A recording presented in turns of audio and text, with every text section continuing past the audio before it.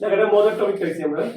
Trolley ব্যাগটি ঠেলার চাইতে টানা সহজ কেন? এটা আমরা একটু ফিজিক্সের সাহায্যে বোঝার চেষ্টা করি, ঠিক আছে? ইজি অনেক। বাসায় তো অবশ্যই ট্রলি ব্যাগ দেখছো। ট্রলি ব্যাগ দিয়ে আমরা যখন এভাবে টেনে যাই তখন ব্যাপারটা অনেক ইজি লাগে, ট্রলি ব্যাগ নিয়ে যেতে অনেক ইজি লাগে। ভারী ট্রলি ব্যাগটা ইজিলি টানা যায়। বাট আমরা যদি ওই ট্রলি ব্যাগটাকে ঠেলা শুরু করি তখন কঠিন লাগে। রিয়েল উদাহরণ দিতে পারি আমরা। একটা চেয়ার তোমরা ঠেলো, অবশ্যই এনার্জি চলো বেশি লাগবে। আর যদি তোমরা টানো ইজি। কথা বুঝতে পারছি? তাহলে এখন এটা ইজি লাগে কেন আর বা ঠেললে কঠিন লাগে কেন? এই জিনিসটা তো মুখের কথাই তো আমাদের আর কাজ হবে না, ফিজিক্স দিয়ে বুঝতে হবে। এটা মনোযোগ দিই সবাই। আচ্ছা, আমরা ট্রলি ব্যাগটা তাকাবো না, আমরা গেলাম ট্রলির চাকা। কি এটা আছে বলতো? চাকা থাকে না, ওই ট্রলি ব্যাগের চাকা খাইছি, বুঝছো? সমস্যা নেই। এই ট্রলি ব্যাগের যে চাকাটা আঁকালাম, এই চাকার উপরে ধরলাম ট্রলির সমস্ত ভর আছে। ট্রলির কি আছে?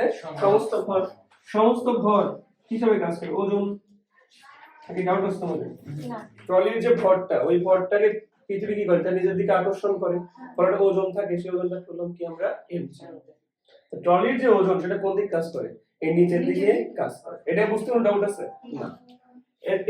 খুব মনোযোগ দিবা, আমি জানি তোমরা পারবা। মনোযোগ দাও। আমরা যদি ঠেলা দেই, কি করে আমরা ঠেলা দেই? ঠেলা মানে কিভাবে ঠেলতেছি? এইভাবে ঠেলতেছি আমরা, বুঝছো? আমরা এভাবে ঠেলা দিলাম। ঠেলা মানে যে এ বল দ্বারা আমরা এইভাবে ঠেলতেছি। ওকে, আচ্ছা।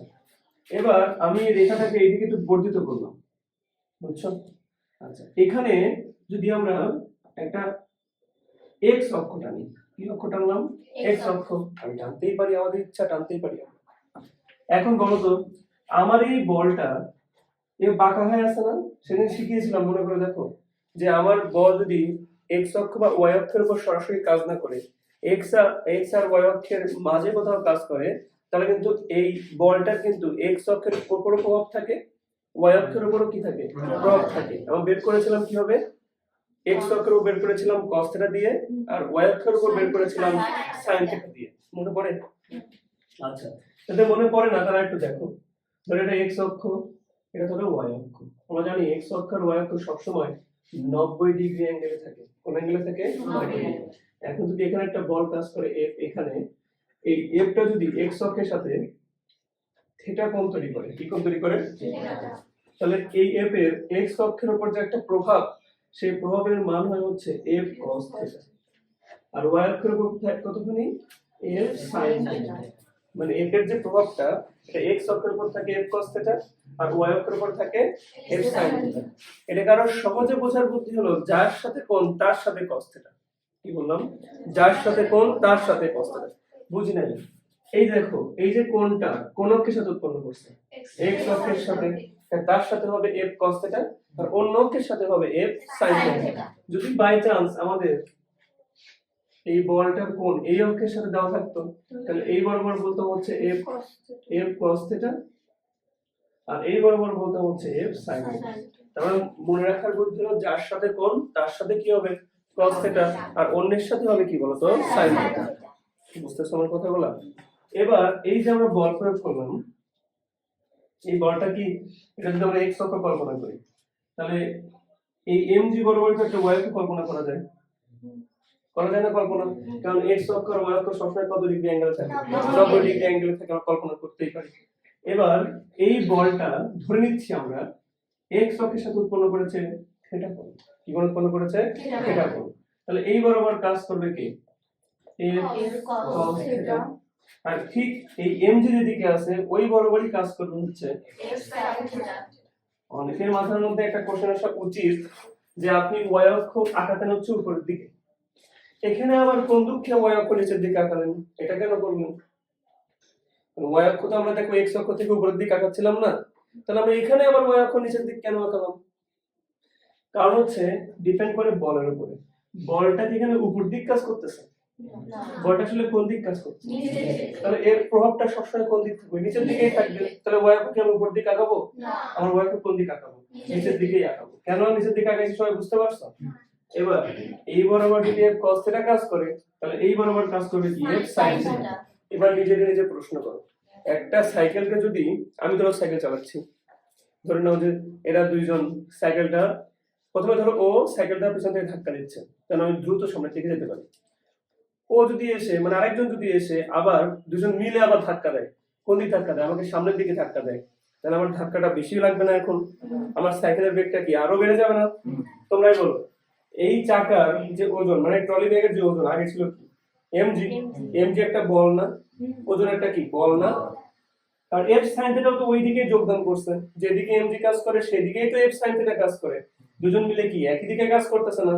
তাহলে আমি দাবি করতে পারি না আগে যে ওজনটা ছিল সেই ওজনটা বা বলটা ছিল ওটা কি আরো বেড়ে যাবে না? নিজেরাই দেখো, এখানে শুধু আগে এমজি ছিল, এখন আরেকজন চলে আসছে না?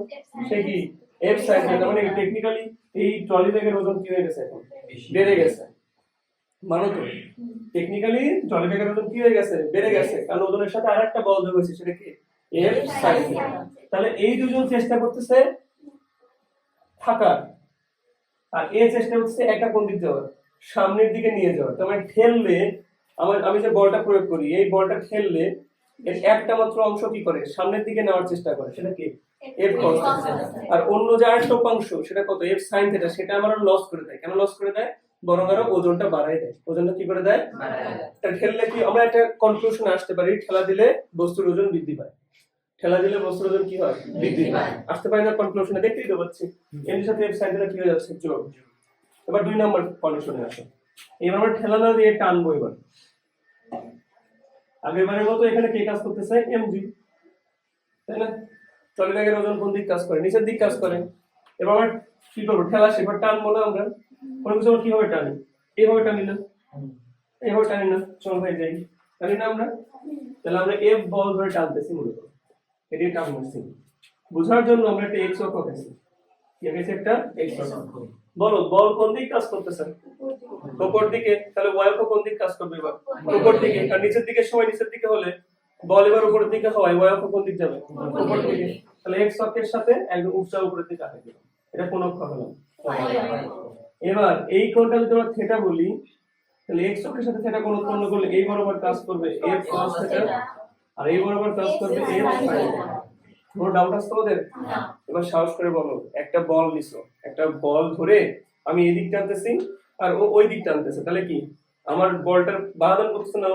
তাহলে আগের বার ওজনের সাথে দেখো এই বলটা যোগ হয়ে বড় ওজন সৃষ্টি করছে। এবার দেখো ওজনের থেকে ঠিক বিপরীত দিকে কি আছে?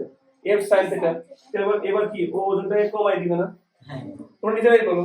এটা একটা বল এই দিক কাজ করতেছে, ওটা আরেকটা বল উপরের দিক কাজ করতেছে, পরস্পর বিপরীত দিকে কাজ করতেছে না? তো এর মান যদি 100 হয়, ওর মান যদি 10 হয়, তাহলে আমার ওজন কমে দিকে কত হয়ে যাবে? 90 হয়ে যাবে। আর এখানে যদি এটা যদি 100 হয়, এটা যদি 10 হয়, 110 ওজন হয়ে যাবে। কি বুঝছো? ঠেললে বস্তুর ওজন বৃদ্ধি পায়। কেন বৃদ্ধি পায়? কারণ বলের একটা উপাংশ ওজনকে সাহায্য করে। টানলে বস্তুর ওজন হ্রাস পায়। কেন? কারণ বলের একটা উপাংশ ওজনের বিপরীত দিক কাজ করে, ফলে ওজনটা কি পায়? হ্রাস পায়। ফলে তোমরা লজিক খাটাও, আগেও ছিল এফ সাইন থিটা, এবারও আছে এফ সাইন থিটা, বাট আগে ওজন বেশি ছিল, এখন আছে ওজন কম। তোমরাই বলো কোনটা সহজ হবে? টানলে সহজ হবে না? চলো প্রমাণিত করে ফেলছি। ট্রলি ব্যাগটি খেলার চাইতে টানা সহজ। আশা করি পারফেক্টলি বুঝছো।